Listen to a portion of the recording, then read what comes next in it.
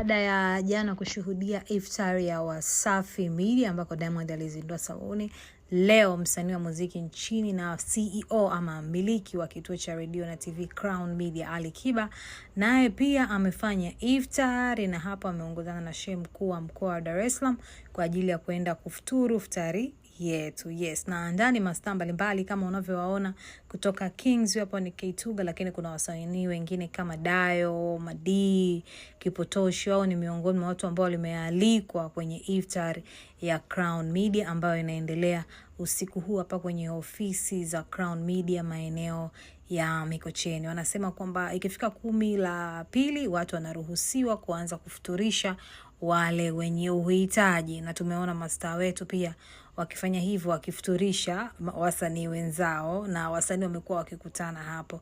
All in all, watu wanapata iftari ya pamoja na maneno kadhaa ya Mwenyezi Mungu yanaweza kusomwa ama yanatolewa katika eneo la iftari. Niambie wewe umetamani kualikwa na nani?